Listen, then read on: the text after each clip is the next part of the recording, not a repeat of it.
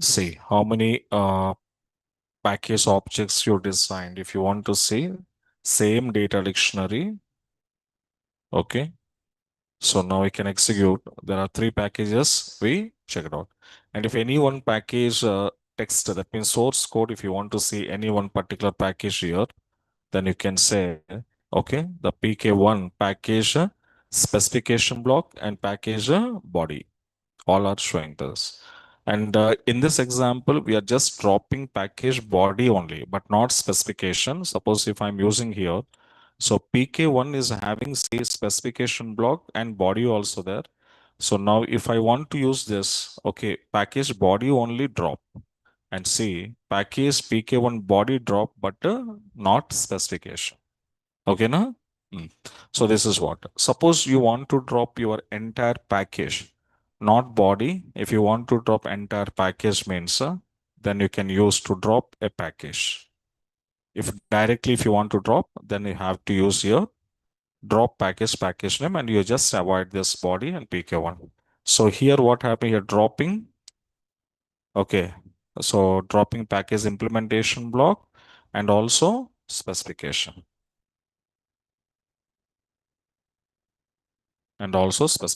block. And now, for example, if you come back here, okay, suppose if this specification, if you want to drop, you can use like remove your, okay, remove your body statement and complete package will be dropping. So now we can go and check there's no PK1. Suppose directly if you want to drop your package, okay, drop package PK2. If I said complete, so that means next time if you call your PK2, there is no any specification, there is no any implementation, both are deleted. Okay, now these are the two syntaxes dropping. One is dropping only package body, second one complete package. Okay. Right.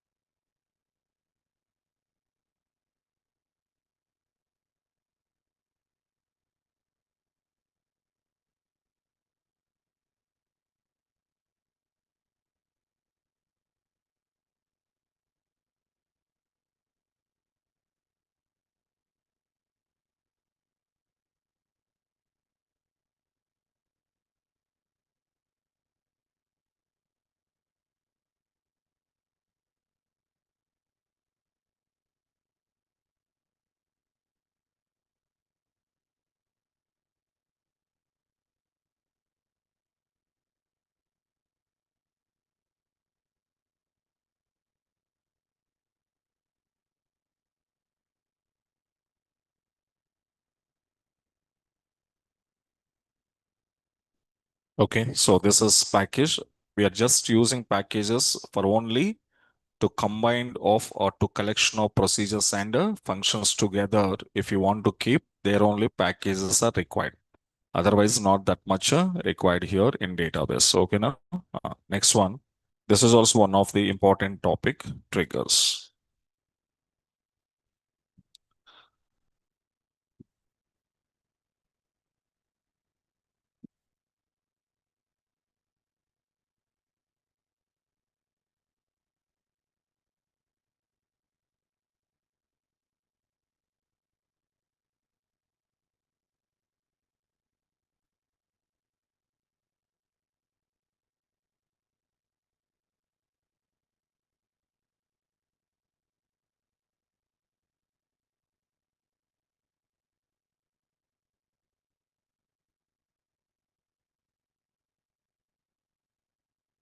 Okay, let's see what is trigger, and triggers are in real time how the people are using.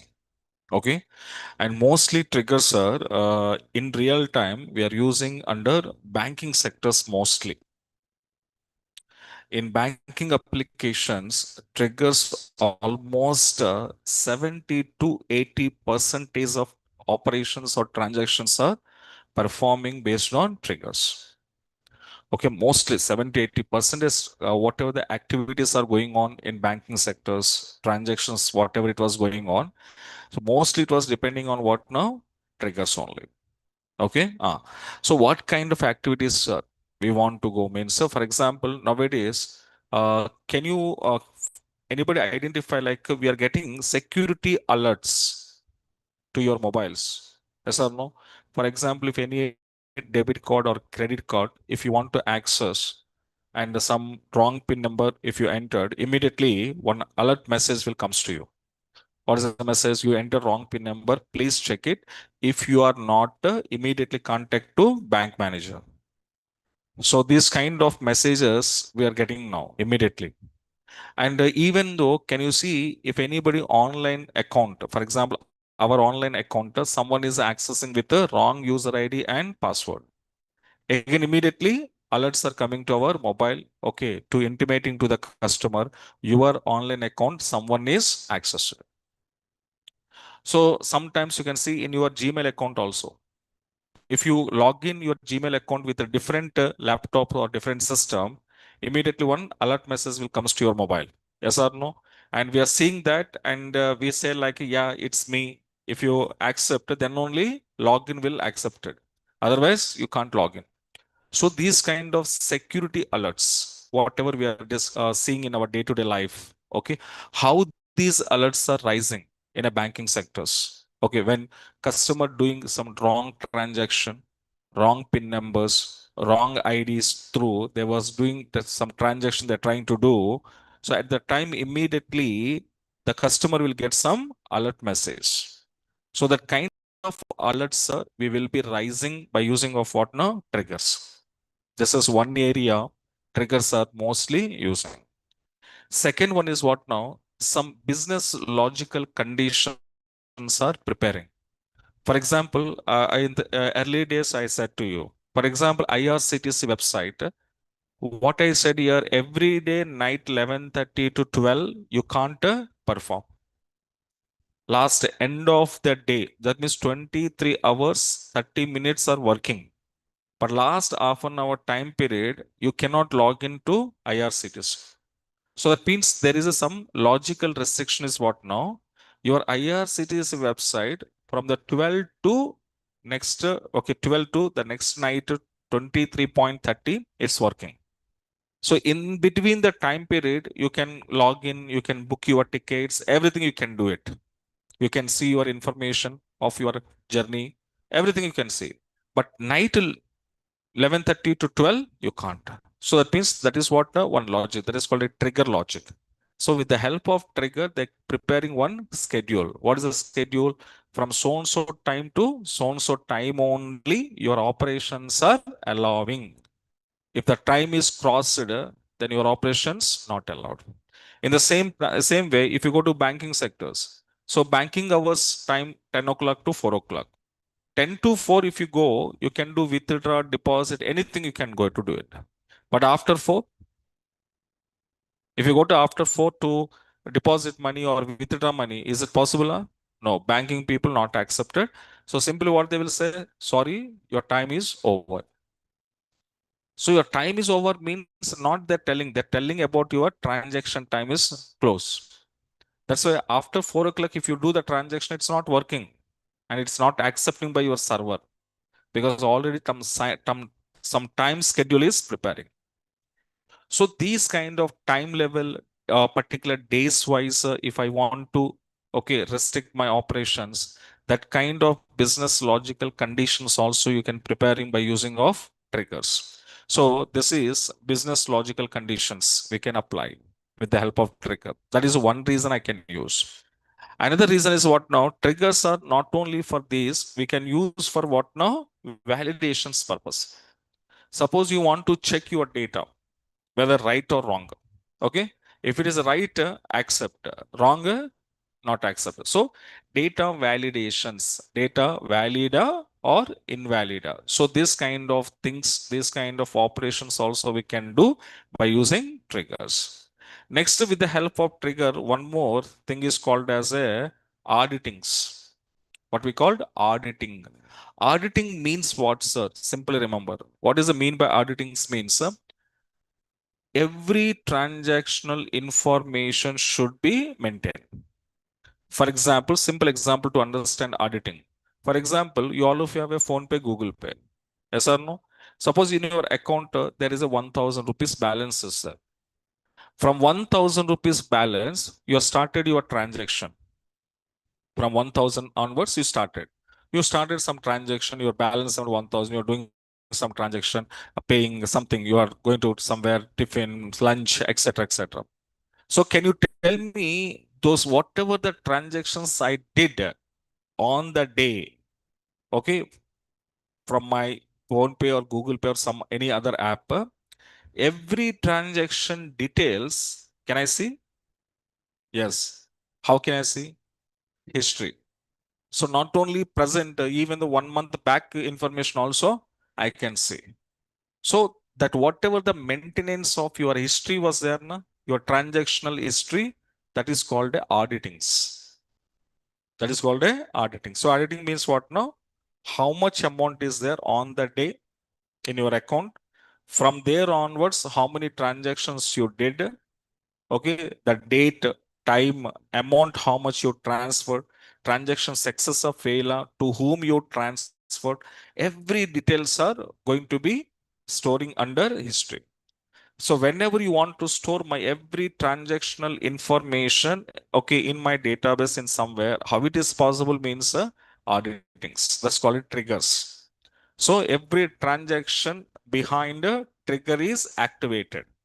That's why trigger, when it was invoked, then your transaction perform. After perform, whatever the transaction ID number is generated, that ID number along with the date and time, everything will be saved. So how, sir, how my histories are maintained?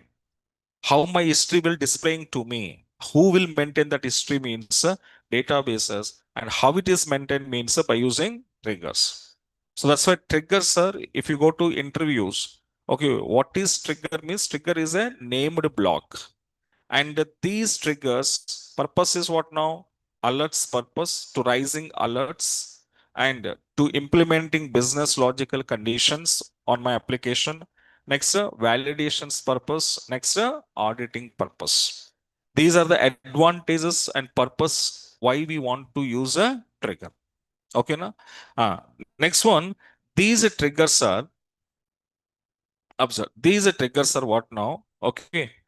So when the trigger, if I'm going to preparing one trigger to writing some body and close, so I'm just implementing my logical code under trigger body, but I don't have to call the trigger because previously procedures we created and we called by using execute command. Functions are we created and we called by using select command. So procedure functions can be called, possible, but triggers are no, we can't call triggers because triggers are automatically called. When this trigger is called automatically to my application, sir, means whenever you perform some DML or DDL operations, when insert, update, delete, or create, alter, rename, truncate, drop, whatever we have here, DDL, DMLs. So those DDL, DML operations, when user is performing on the database or table, that relevant trigger, what we design and created, that is automatically called. Okay, that means it's a just like in your Java constructors. Constructor, you know now? Constructor means what now? How it was calling constructor? Constructor, we are calling automatically called constructors by default. Yes or no? How to call? When we creating object to the class. So whenever we are creating object to the class, then automatically constructors are invoked. Why it was invoked constructors automatically means your class name, constructor name, same. That's why constructors are self-calling methods or something. Okay, self-calling things. Those are same as strings also. Triggers also self-calling objects. We don't want to call here automatically calling. Okay, now this is trigger and trigger advantages. And in databases, again, triggers are classified into two types: DML triggers, and second one is called a DDL triggers. So DML, DDL, these are the way to design. DML triggers when we call sir means that my trigger object whenever I created on my DML operations. DML operations are what now? Insert, update, delete. So when your trigger object, when you created or insert, update, deleted, then that trigger is called a DML triggers. Suppose same trigger object, when you created on DDL operations, then it is called as a DDL triggers. Okay, so DML and DDL two types here. Okay, first coming back to DML triggers, if you discuss, okay, so DML triggers are created on DML operations, and these triggers also automatically invoking when user perform DML operations. Okay, now, so this is DML trigger definition simply. So DDL triggers are created on DDL operations, and these triggers are automatically invoked when we are performing DDL operations. Okay, na? Creating table, renaming table structures, renaming your table name, altering your table structure, dropping your tables. So in these cases, automatically DDL triggers are invoked. So either DML or DDL, whatever it may be, but trigger automatically invoking when the relevant operation when user performing on your database. But manually, explicitly, we don't, okay, we don't have rights to call trigger. Triggers we can't call explicitly. Triggers are calling only implicitly. Implicit means what? System defined, not user calling defined. Okay, now? So this is some information about your trigger. Okay. Now you can take some notes, theory notes you can take from my 4 p.m. batch.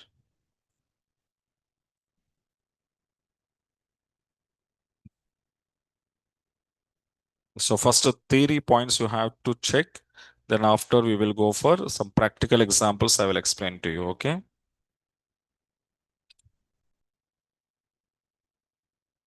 Exciting. It is a named block, named object, which will execute by the system automatically whenever we perform DML, DDL operations on specific table and specific database. So Oracle supporting two types of triggers, DML and DDL. The main advantage of triggers are what now? Rising alerts, implementing business logical conditions, validating data, and what next? Auditings. Auditing, okay, etc.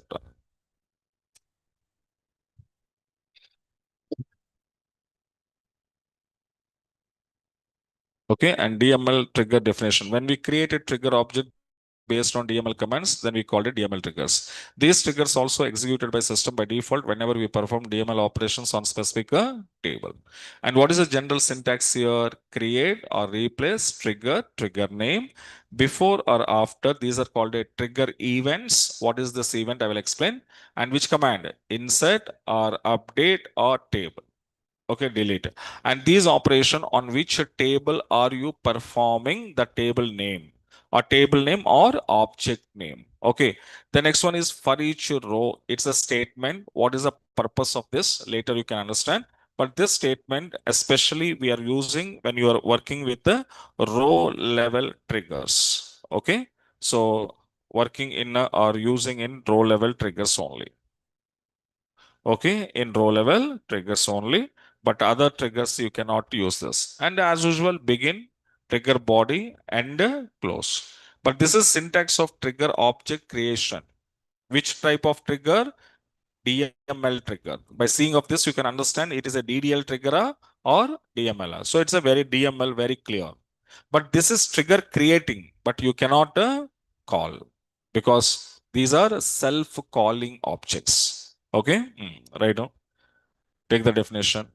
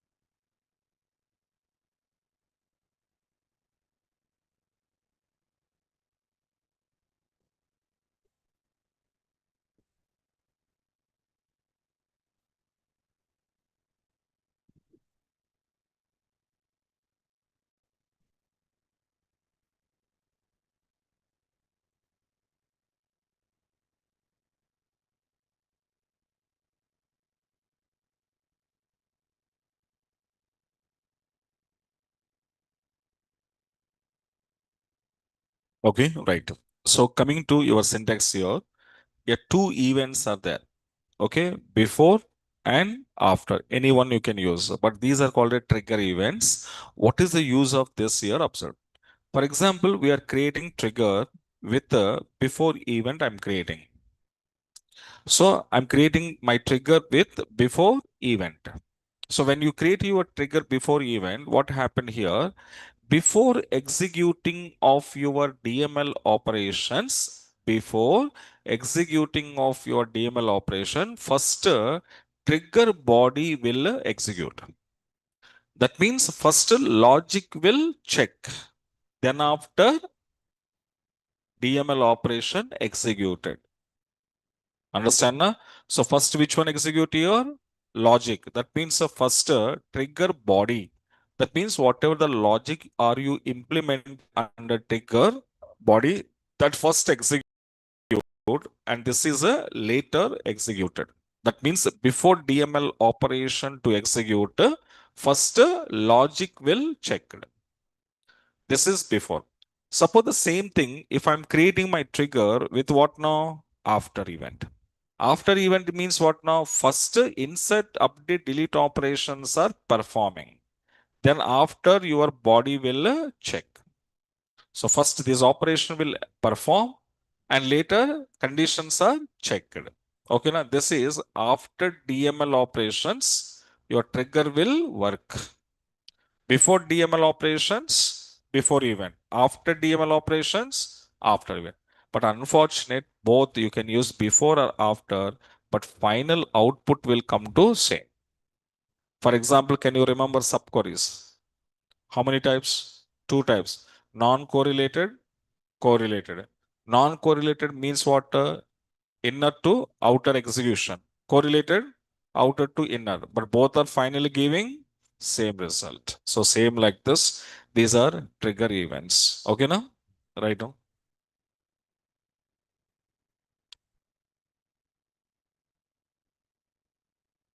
So this all theory you have to take. Then I will show you practicals. Take siren trigger events.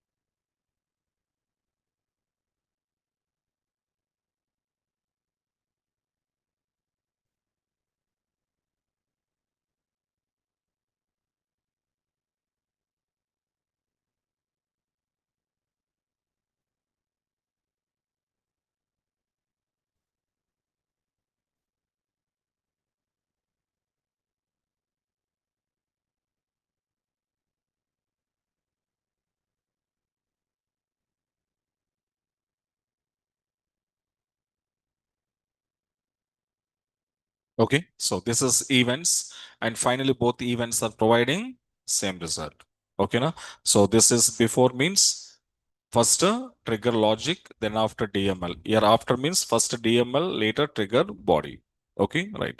And now here triggers. Triggers again we can create in a two levels. We can create, guys. One is we can say like a role level triggers. One is we called a statement level triggers. Row level triggers means what now? For each and every row wise in a table, your trigger body executed. Okay, na? Your trigger body executed. For example, I have a four rows. So first row, second row, third, and fourth. If I'm creating row level trigger, then what happened? Each and every row wise, your trigger will go to invoking. Okay, now your trigger will go to invoking when your row will be satisfied. That means if you're doing update operation on this table, suppose in this table, how many rows we have here? Four rows. But with your update command, there are two rows are updated now, for example. Then your row level trigger rising or executing two times. Okay, na? Because how many rows updated? Two rows. That's why two times. If one row updated, then one time. If four rows are updated in my table, then four times. That means row level trigger means your trigger will be invoked when your row condition will be true. When your row condition will be true, then immediately your trigger is executed. Like this, how many rows are satisfied by your condition or with your condition, that many times your trigger will invoked, calling, that many times called. That is called a row level. Statement level means what now? Your how many number of rows are affected? Three rows updated, four rows deleted, one row inserted, none of the matter. But your command is execute one time. That is called a statement. A statement means a SQL command. That SQL command executing one time on your table. Yes or no? One query, one time execution. So that's why statement level trigger will go to called how many times? One time. Insert query, one time. Update query, one time. Delete query, one time. Are you writing update query? But with your update query, in my table, three rows are updated, but trigger executed one time. Statement level. Okay, now these are the two levels of triggers we will design in our what we called write down in our database now. So first take your levels of trigger.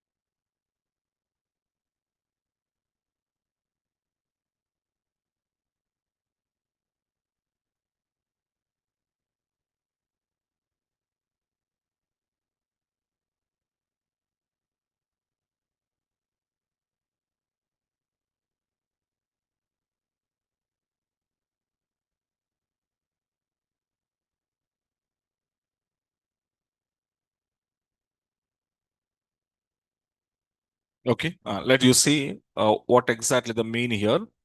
Come back. Suppose I'm going to a small example I will explain on this.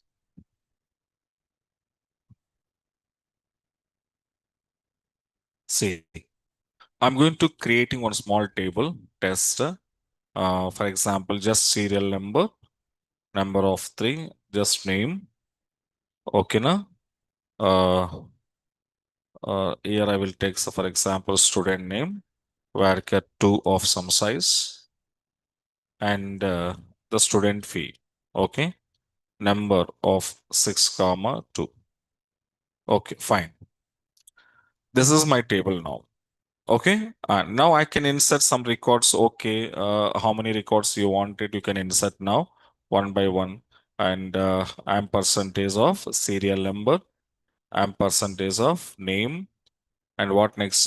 I'm percentage of SV. Okay, so serial number one, the name is Alan. Okay, the fee was 1500. So second one, two, the name is Ward, 2500. Like you have the serial number three, the name is Jones, and amount was 1500. Next, the fourth and name is so I can say like Scott, and amount is 3200. Okay, like you have some table, okay, committed to permanently save my data and let you come back and see your test. So these are one of my test table having some data. Now on this table, now I want to creating one row level trigger. It's a very basic level trigger I'm creating. Okay. So how to create syntax? Create or replace trigger tr1. Here your wish. After or before it's your wish. So suppose I'm taking after. Which operation I'm creating this trigger? Update command operation on which table? Test table. The syntax you can observe. Yes or no? So now after is an event, update is an operation on test. That means this trigger I am creating on which command? Update command. On which table? Test table. So whenever user performing update operation on test table, then immediately this trigger is invoked. Understand? Fired. Okay. It is happening. Okay. So now this is what I said, a row level trigger. That's why I should use what now? For each row, for each and every row conditional value checking. Okay. That is the mean by for each row wise. Then after, as usual, begin and small statement I'm writing here, dbms underscore output dot put underscore line. And now I can say hi. So otherwise I can say simply hi trigger, hi trigger. Okay, fine. And now end and execute now. But this user is not having privileges. So I have to take privileges from where? System, lion, what is that? Grant, create, what? Trigger, to whom? MyDB 11 a.m. Okay, sir. Then after you can come back MyDB 11 a.m. slash 11 a.m. Then after you have to prepare. TR1 after for each begin, high, and end.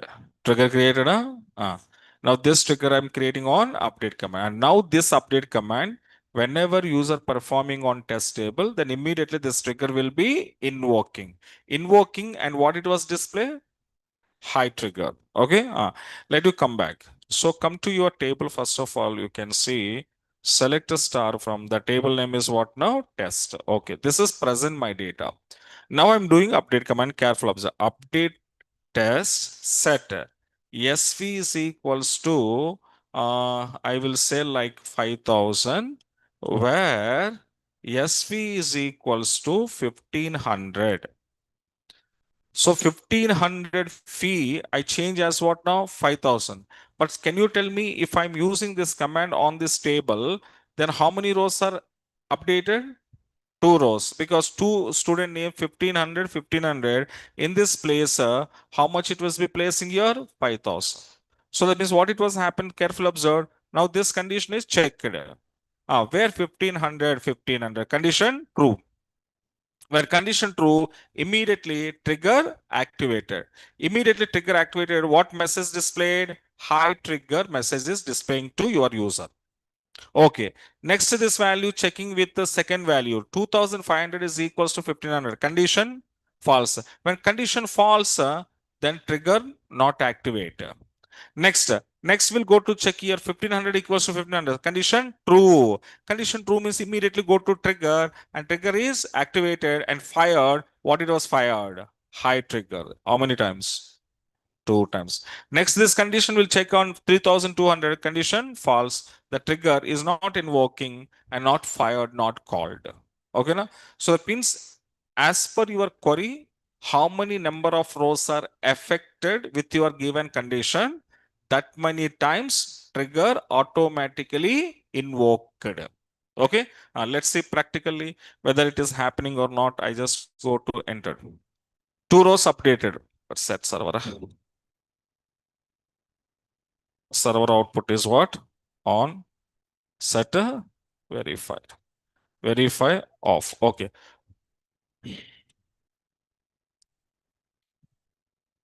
Set verify off. Now we okay. So now we can come back and see your table. Actually updated. Yes, 5000 updated. But trigger is how many times are executed, we don't know. Now we can write again update command. So now what I want to say, now this time I will take 3000, where fee was how much here?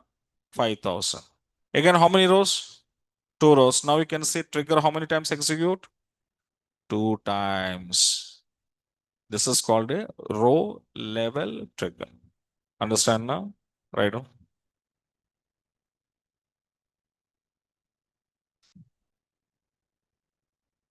So first create one demo table.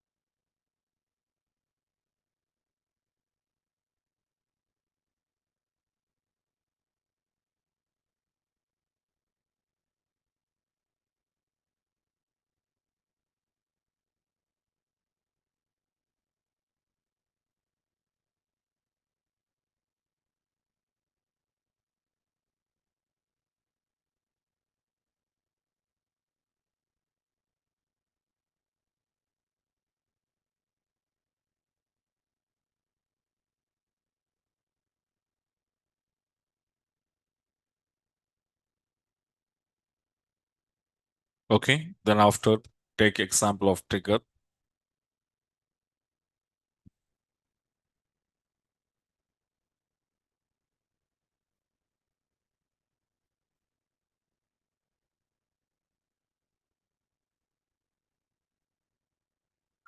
First take your permission from admin.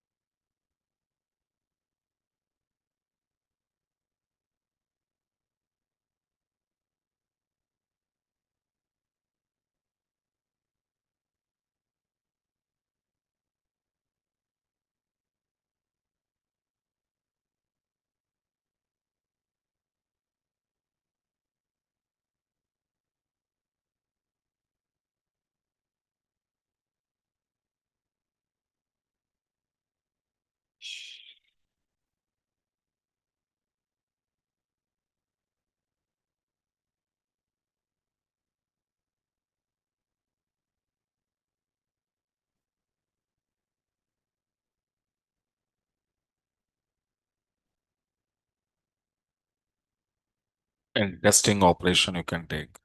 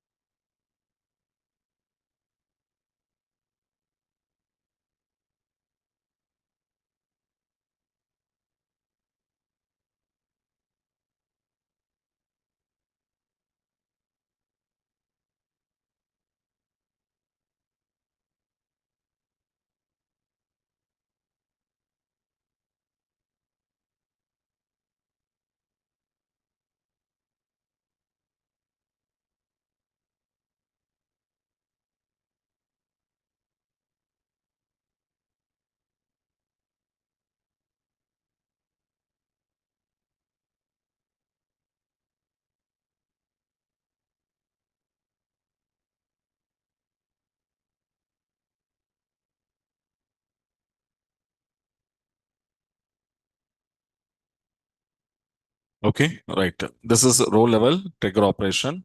And finally, if you see successfully it is updated, and you can see the updation. So 5,000 to 3,000 successfully changed.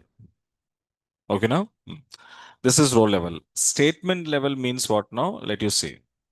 I'm creating statement level trigger. Okay, create same update operation, but don't use your for each row because for each row using in only row level. So directly begin, directly print, and trigger is created. And after that, now we can see this is present my table information. And now I'm going to update now. Update your test table, set SV is equals to 1000, where SV is equals to 5,000, 3,000.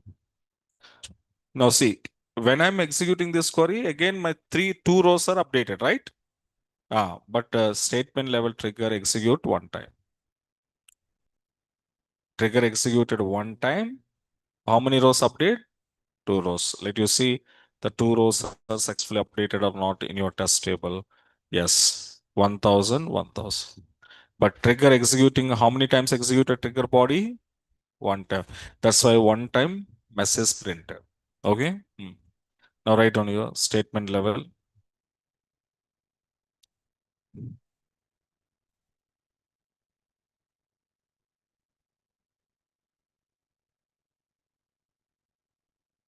Statement level trigger.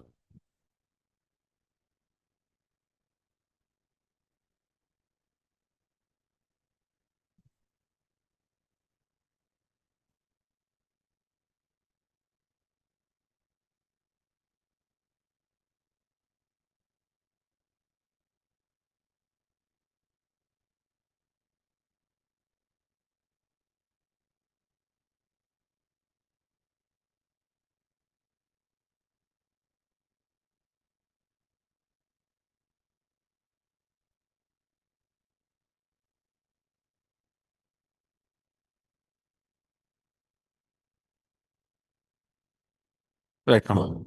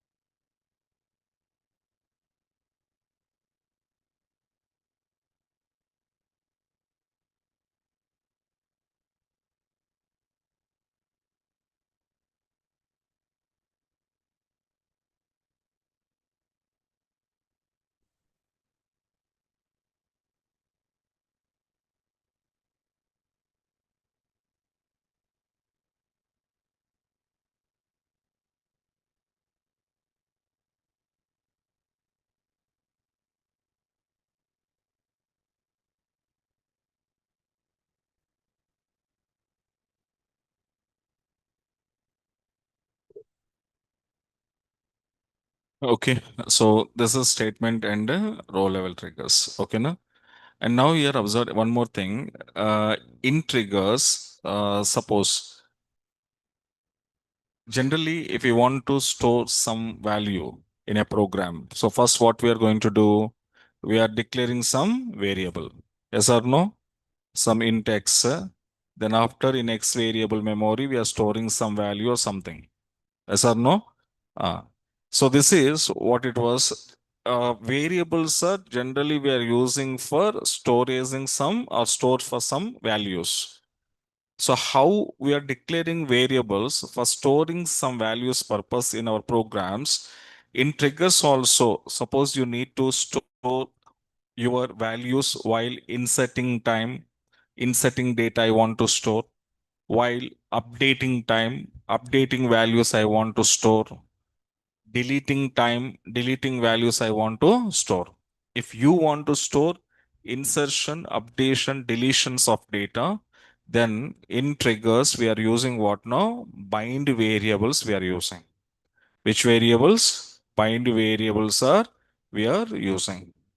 So these bind variables are working just like normal variables. How normal variables we are using for storage purpose, here also same to same. But difference is what now here means these bind variables are values not from the user. At the time of DML operations you perform. That means inserting command through, we are sending some values. Those values will store. Updating command through, some values we are updating, those values are stored. Deleting command through, some data are you deleting, so those values are stored. So these binding variables are storing the values while inserting time, updating time, and deleting time. Okay now, so this is the use of bind variable. And take the definition for that. There are two types of bind variables we have here.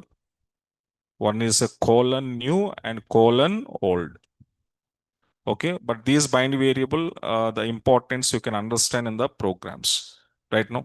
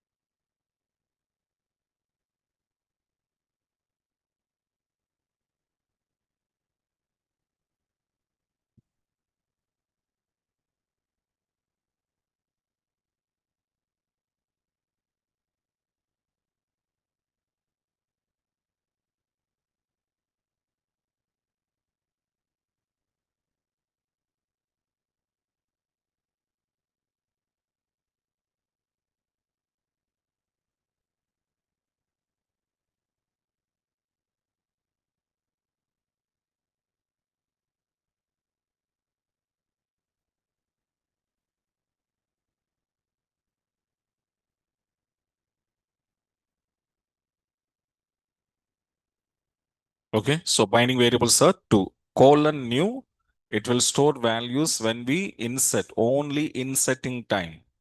Because every inserting data is a new data now. Yes, and this is syntax. And which column value do you want to store? That column name. While inserting time, we have so many columns in my table. But which column data do you want to store? That storage, that means that column value will be stored. Next, old. Old variable will store the data when we delete, deleting only. And which column deleted data will store, that you have to. But here, new means inserting, old means deleting. Because old means deleting. Why, sir? Already existing table data we are deleting. So already existing table data is a new data na, old data na? Old data. That's why old variable working with the delete command. New variable working with the insert command because of data inserted. Inserted data, old data na, new data na? New data. So these two combination, the combination of new and old bind variables, we will perform what? Update. So combination of insert and delete is called as a update. Okay. Next, these bind variables are used along with the for each row statement under row level triggers. So these variables you cannot use in statement level. These variables are only for row level I can use. Okay, right. The note point also take.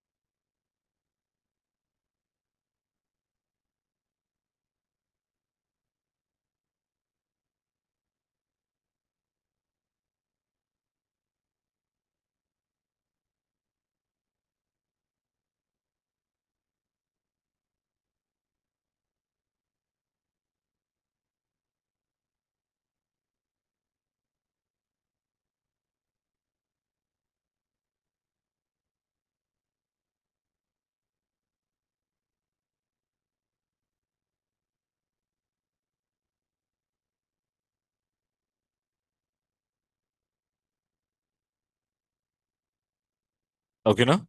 So now these are complete your theory about your trigger. Okay. What is trigger? Trigger advantages, types, and before events, after events, state levels of triggers, and binding variable. Okay. So including this all, I will show you how to create a trigger to rising security alerts, to implementing business logical conditions, and validations how to do, and also auditings. So on these things, I will show you some example, then you can understand that, okay, triggers in such a way we will be used in real time. Okay, now? So that we will discuss on tomorrow. I stop it here. Yesterday notes uploaded, huh? Huh?